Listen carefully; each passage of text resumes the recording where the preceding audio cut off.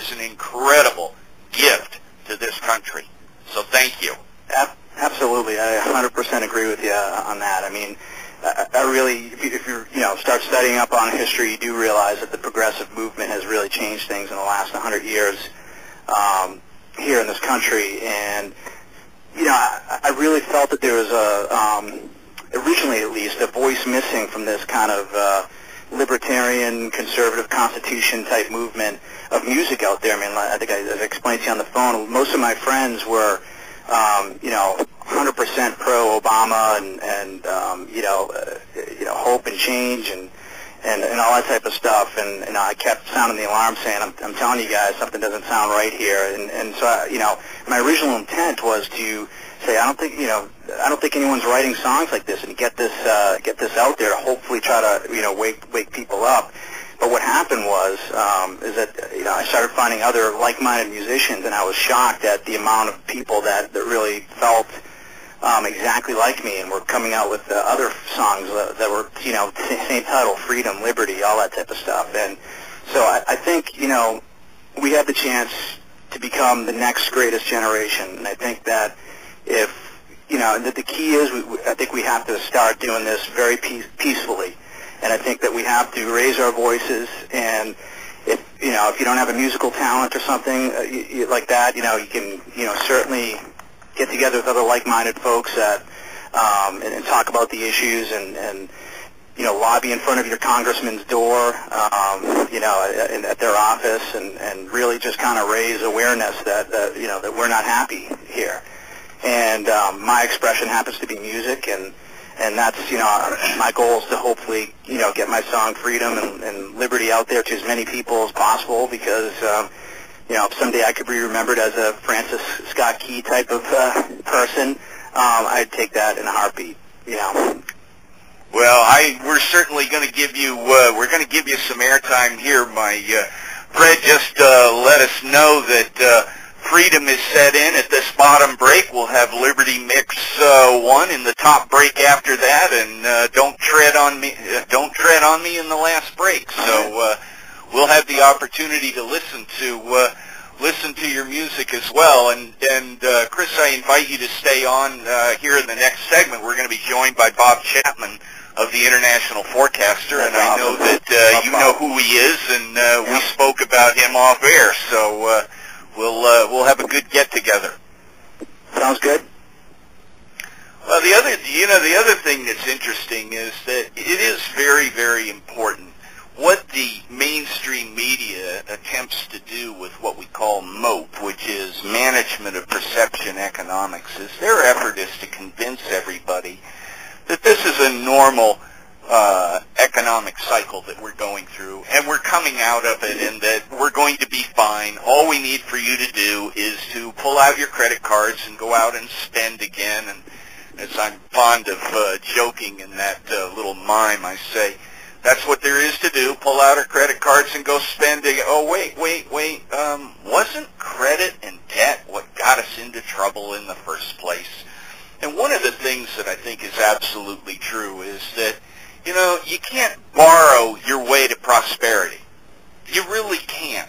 We've got to produce something. We've got to create something tangible and a positive value in this country. Well, it's a little hard when government through NAFTA and all of these other legislations and administrative edicts have made it so difficult for American business to do anything except choke and strangle itself on all the bureaucrat that goes on.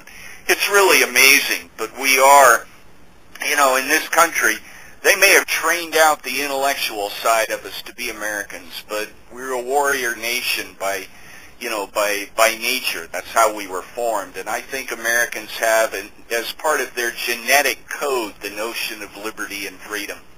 And all I can say is that the day when you have to go through a security checkpoint to go to the grocery store or to take your kids to school or to take yourself to work is going to be a very, very dark day for those that would usurp our liberty in favor of tyrannical power. And in the meantime, like I said, your music is incredibly important to help keep people connected to who we are as Americans. And tell us a little bit about what you do when you're not making music. I recall you saying something about working for Johnson & Johnson, a.k.a. Big Pharma.